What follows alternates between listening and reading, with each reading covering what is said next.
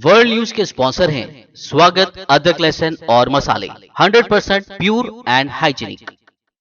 अस्सलाम वालेकुम, आदाब। मैं हूं खलील फरहाद। आप तमाम व्यूवर्स के लिए अहम इंफॉर्मेशन है। ऑथेंटिक यानी मुसद्दक़ न्यूज़ और दिलचस्प व मालूमाती प्रोग्राम पेश करने वाला आपका पसंदीदा BBN चैनल टीवी पर देखने के लिए आप अपने केबल ऑपरेटर से कांटेक्ट करते हुए अपने टीवी पर BBN चैनल टेलीकास्ट करने की ख्वाहिश का इजहार कीजिए। जैसा कि BBN चैनल के नाजरीन को पता ही है कि BBN channel home view set top box पर चैनल नंबर 569 के जरिए शहर हैदराबाद समेत तेलंगाना भर में टेलीकास्ट हो रहा है और अब BBN चैनल तेलंगाना के अलावा पड़ोसी रियासतें आंध्र प्रदेश, कर्नाटक, महाराष्ट्र और उत्तर प्रदेश में भी टेलीकास्ट किया जा रहा है। इसके अलावा NXT डिजिटल के चैनल नंबर 147 यानी 147 पर भी आप BBN चैनल देख सकते हैं। वहीं AG कम्युनिकेशंस केबल पर भी BBN दस्तयाब है। इसके अलावा BBN का खबरनामा आदिलाबाद के ACN नेटवर्क्स पर भी टेलीकास्ट किया जा रहा है। नाजरीन, आप तमाम की मोहब्बतों और हौसला अफजाई का ही नतीजा है कि YouTube पर BBN चैनल के 7 लाख से ज़्यादा सब्सक्राइबर्स हो गए हैं और इसमें मुसलसल इजाफा होता जा रहा है। उम्मीद है कि BBN चैनल को आप ऐसे ही अपने मोहब्बतों से नवाजते रहेंगे और हम भी बेहतरीन और हकीकी खबरें पेश करने की हमारी कोशिशों को मज़ीद बढ़ाएंगे। एक बार फिर याद दिला दें कि अगर आप अपने टीवीज़ पर BBN चैनल देखना चाहते हैं तो अपने केबल ऑपरेटर से ज़रूर रब्त करिए और BBN चैनल टेलीकास्ट करने की ख्वाहिश जाहिर कीजिए। आइए अब वर्ल्ड न्यूज़ की शुरुआत करते हैं हेडलाइंस से। नहीं थम रहा इजरायली सिक्योरिटी फोर्स का जुल्म, नाबलंस में प्रोटेस्ट कर रहे फ़लस्तीनियों को बनाया तशद्दुद का निशाना। इंटरनेशनल समाजी कारकुनों समेत 400 से ज़ायद फ़लस्तीनी हुए जख्मी। लेबनान की तंजीम हिजबुल्लाह के सेक्रेटरी जनरल हसन नसरुल्लाह ने अमेरिकी फ्रीडम ऑफ एक्सप्रेशन के नारे को बताया झूठ। कहा, कहीं इसराइल के खिलाफ डट ना जाए, इसलिए ताकतवर हो रही लेबनान की फौज से डरता है अमेरिका। अशरफ गनी से मुलाकात में अमेरिकी सदर बाइडन ने अफगानिस्तान की हिमायत जारी रखने का किया ऐलान। अफगानिस्तान के शहरियों को अपना फ्यूचर तय करने का दिया मशवरा। अफगान सदर ने तालिबान के खिलाफ मांगी अमेरिकी मदद।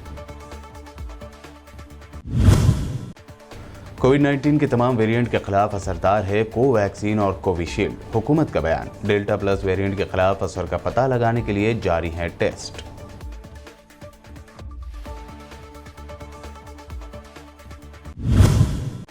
बिहार में वैक्सीनेशन को लेकर गैर जिम्मेदारी का एक और मामला आया सामने। नर्स ने वैक्सीन लेने आए अजहर हुसैन नामी शख्स को लगाई खाली इंजेक्शन।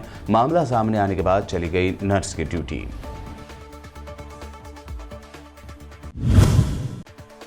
ऑक्सीजन बहरान और मरकज से ऑक्सीजन की मांग पर केजरीवाल ने किया तंज। ट्वीट में लिखा, अगर ऑक्सीजन पर झगड़ा खत्म हो गया हो तो थोड़ा काम कर लें।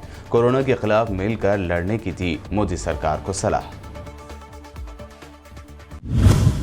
नाबलस के इलाके जबल सबीह में फ़लस्तीनी मुजाहिरीन, जिनमें इंटरनेशनल समाजी कारकुन भी थे, जो फ़लस्तीनियों की हिमायत में प्रोटेस्ट कर रहे थे, उन पर इसराइली फ़ौजियों ने हमला करके उन्हें तशद्दुद का निशाना बनाया, जिसके नतीजे में 400 फ़लस्तीनी ज़ख्मी हुए हैं।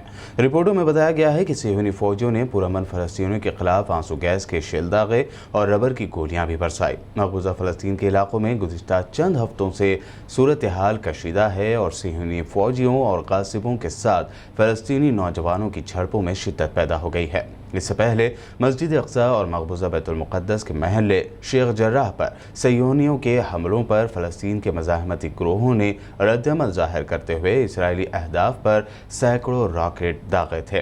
गरब उर्दन के दसियों हज़ार फ़लस्तीनियों ने समाजी कारकुन नज़ार खलील मोहम्मद बनात के जुलूस जनाजा में शिरकत की, जो फ़लस्तीनी इंतज़ामिया के सिक्योरिटी एहलकारों के हाथों मारे गए थे।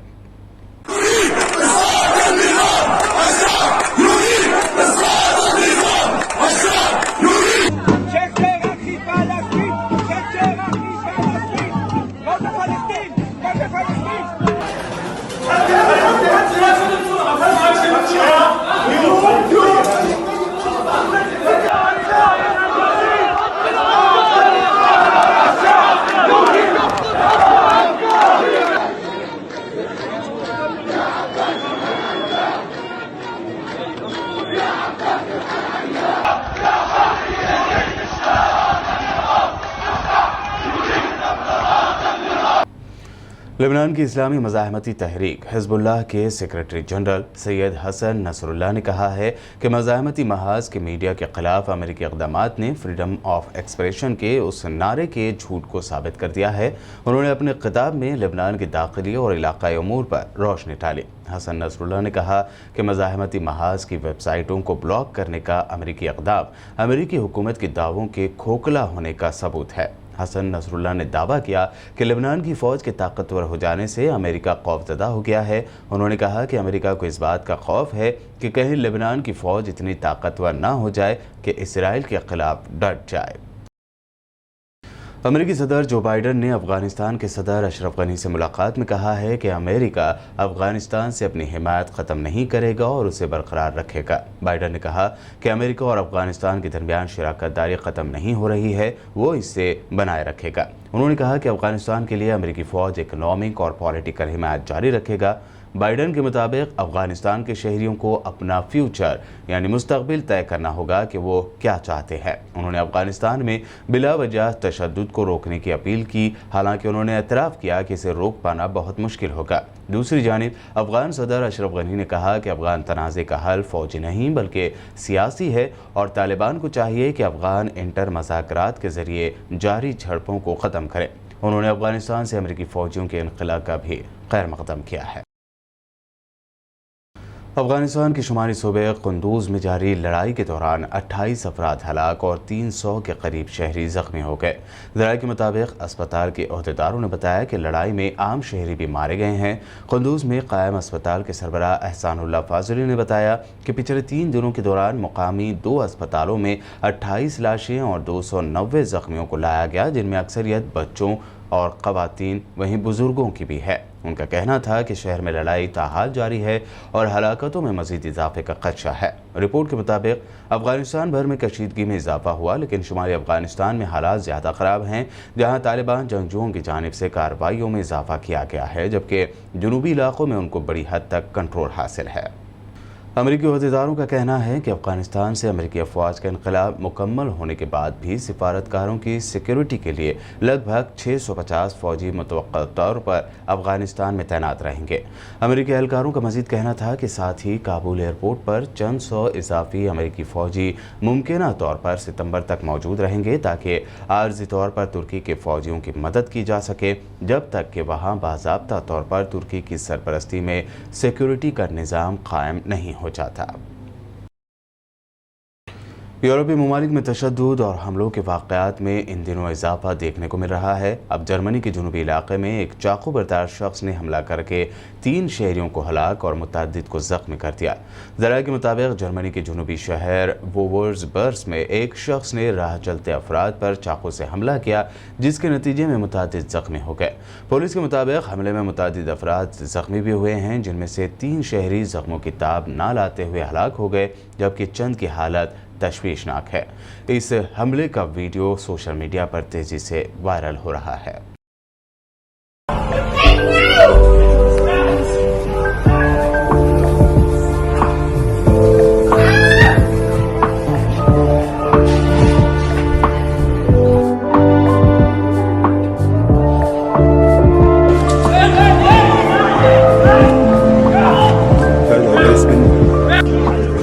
Hurensohn, Alter. Hier der Bastard, Digga.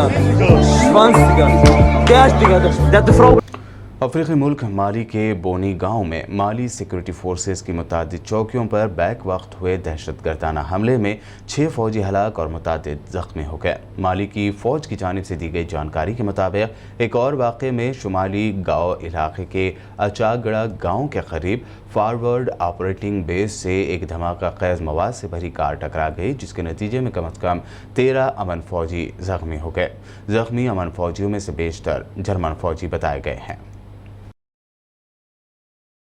अफ्रीकी मुल्क नाइजर के टिलेबरी इलाके में मुसल्लह हमलावरों ने कम से कम 19 अफराद का कत्ल कर दिया। हमलावरों ने टिलेबरी इलाके में वाक़े टोंडी किवेटी कस्बे के 3 देहातों पर हमला किया था, जो माली की सरहद के करीब है। मोटरसाइकिलों पर सवार इन हमलावरों ने 3 देहातों पर हमला किया और दुकानों में लूट मार भी की।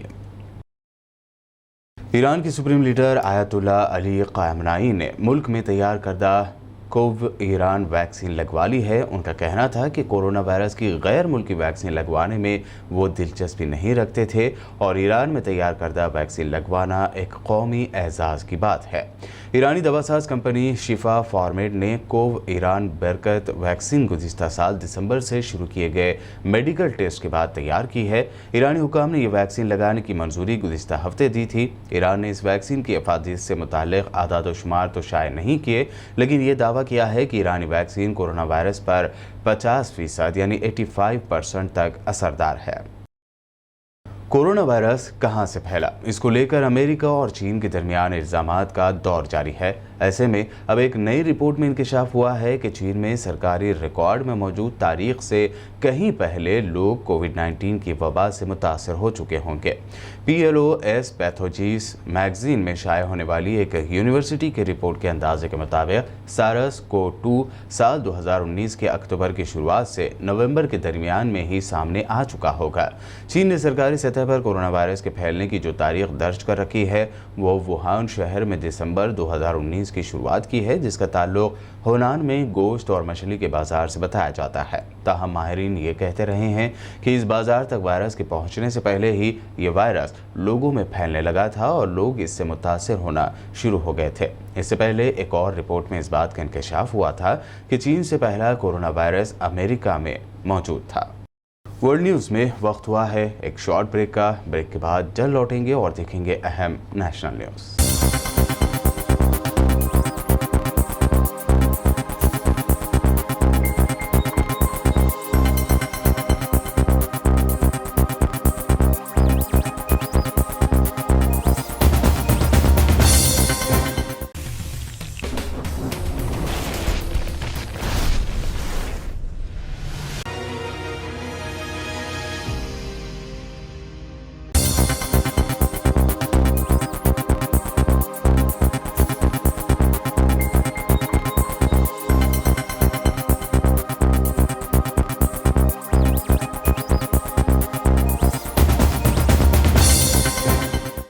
ब्रेक के बाद आपका दोबारा खैर मकदम है। आइए देखते हैं अहम नेशनल न्यूज़।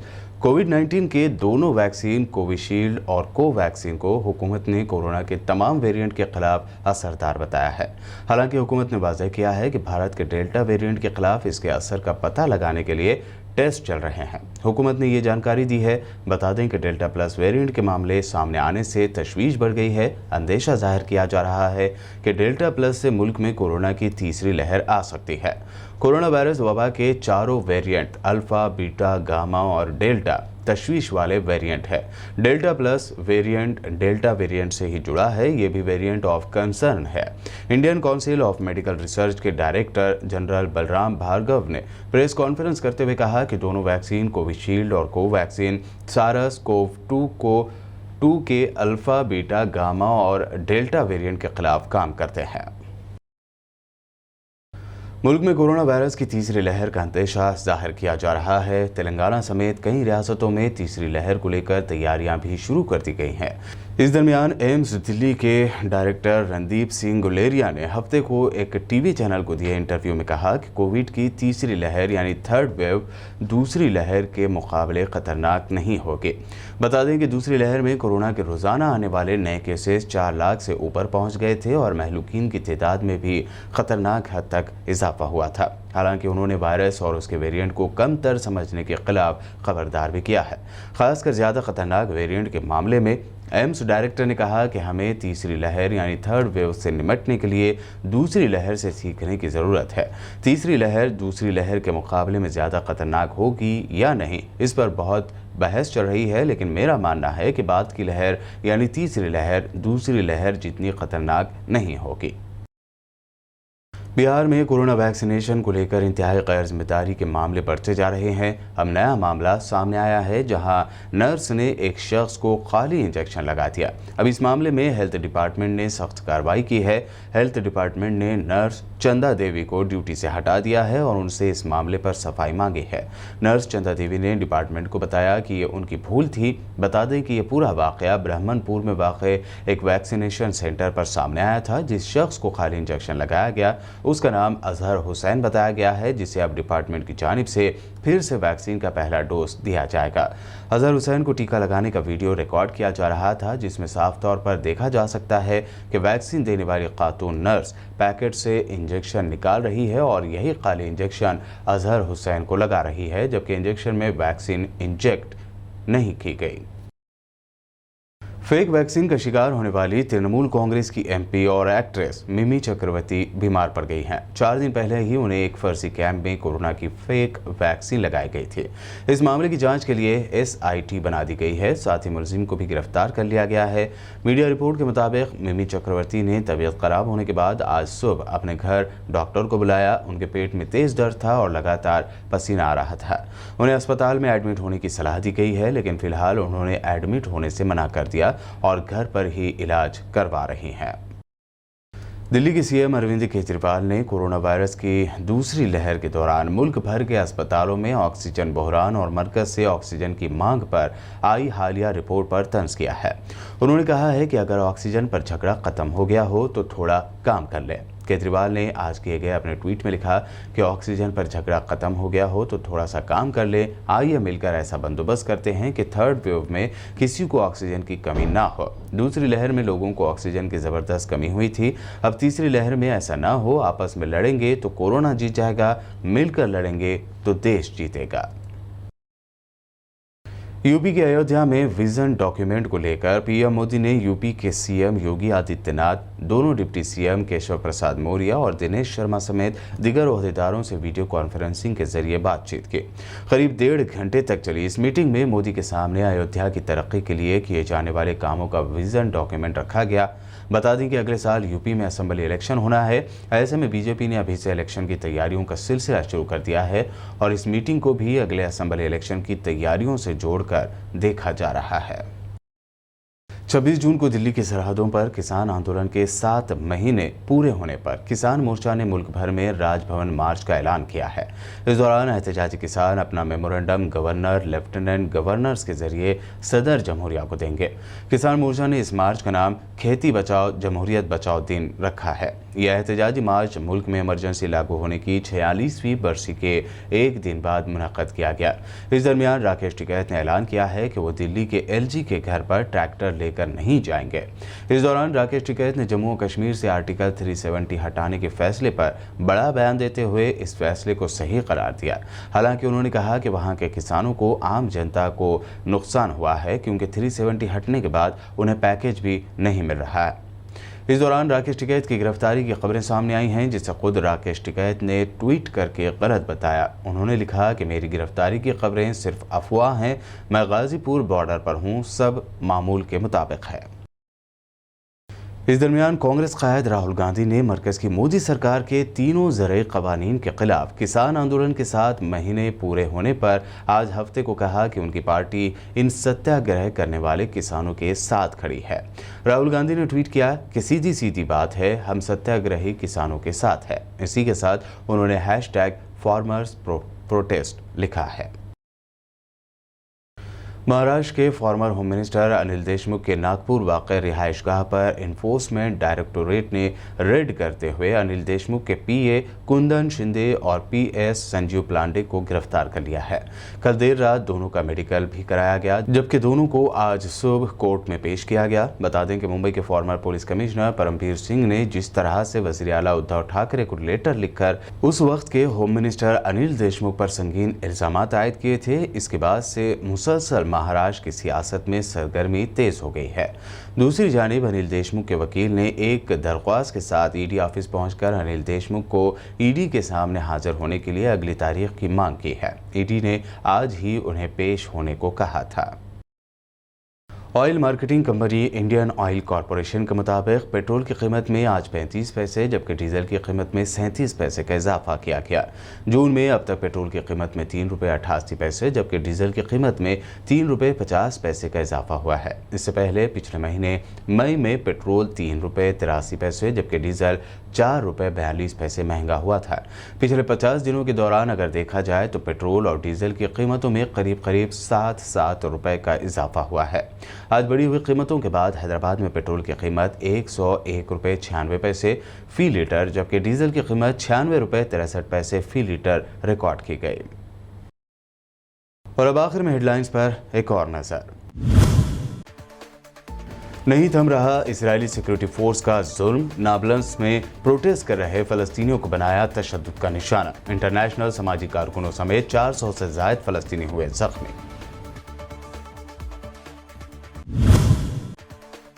लेबनान की तंजीम हिजबुल्लाह के सेक्रेटरी जनरल हसन नसरुल्लाह ने अमेरिकी फ्रीडम ऑफ एक्सप्रेशन के नारे को बताया झूठ। कहा, कहीं इसराइल के खिलाफ डट ना जाए, इसलिए ताकतवर हो रही लेबनान की फौज से डरता है अमेरिका।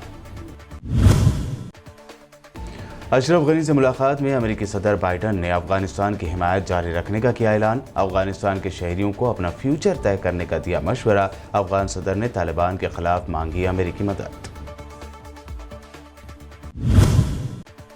कोविड-19 के तमाम वेरिएंट के खिलाफ असरदार है कोवैक्सीन और कोविशील्ड, हुकूमत का बयान। डेल्टा प्लस वेरिएंट के खिलाफ असर का पता लगाने के लिए जारी है टेस्ट।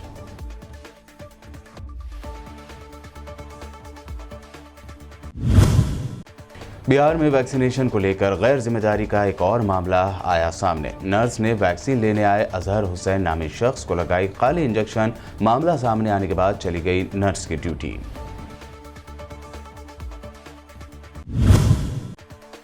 ऑक्सीजन बहरान और मरकज से ऑक्सीजन की मांग पर केजरीवाल ने किया तंज। ट्वीट में लिखा, अगर ऑक्सीजन पर झगड़ा खत्म हो गया हो तो थोड़ा काम कर लें। कोरोना के खिलाफ मिलकर लड़ने की थी मोदी सरकार को सलाह। वर्ल्ड न्यूज़ में ये थी अब तक की अहम नेशनल और इंटरनेशनल न्यूज़। हमारे चैनल को सब्सक्राइब, लाइक और हमारे वीडियोस को शेयर ज़रूर करें। मज़ीद अपडेट्स के लिए देखते रहिए BBN चैनल।